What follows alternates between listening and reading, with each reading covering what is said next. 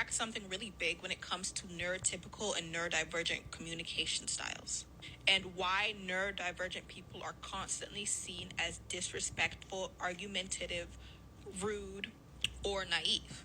If you're neurodivergent, there's a good chance that you've been labeled as being rude, or you've been told that your tone is off when you were simply just trying to communicate and convey your message. When you're neurodivergent, the way that you speak is different. The way that you communicate is different. You experience the world in a whole different way.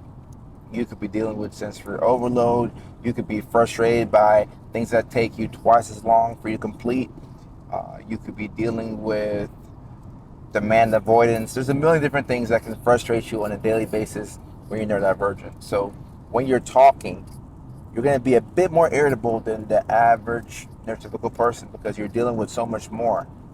And what do we know about communication when irritability and anxiety and frustration is up?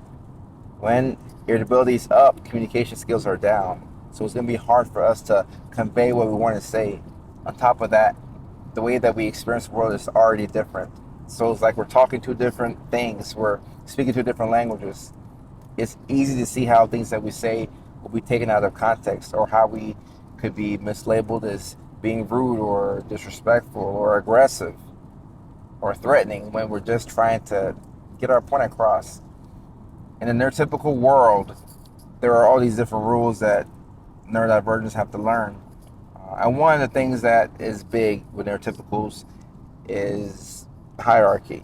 They like titles, they like things that elevate you, right? So if you're a doctor, or you have a PhD degree, or if you're somebody who is high up in society, like you're put on this pedestal and you are seen as such, like you're just awesome person, and you get that boost from feeling like, oh, I'm Dr. So and so, or I am a lawyer, or whatever the case may be.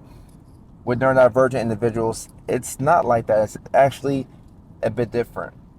Neurodivergent folks aren't that big when it comes to hierarchy, and they tend to gravitate to people based off of how that person makes them feel.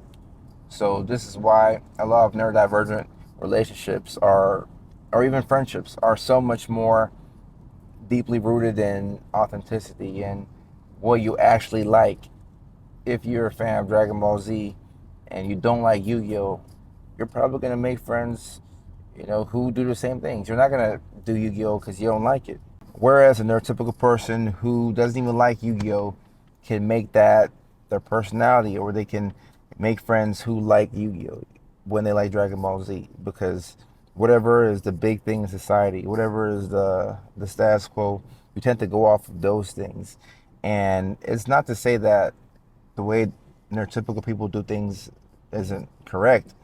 It's just not their first thought to go for the authentic thing. And the unfortunate thing about this is, as neurodivergent individuals, we tend to mask and put on this personality. And the older we get, we want to return back to who we are. But we know that when we unmask and when we return back to who we actually are, we will be misinterpreted once again. We will have people who, once again, say that we're rude or we're acting out of character when we're just being ourselves. And there's no intent to be disrespectful. So being mislabeled or just being misunderstood is a key core feature, I feel, of being neurodivergent. If you're able to hang in there and you can remain calm and you're okay with being misunderstood, I think it will help you return back to yourself, and it will help you with the unmasking process.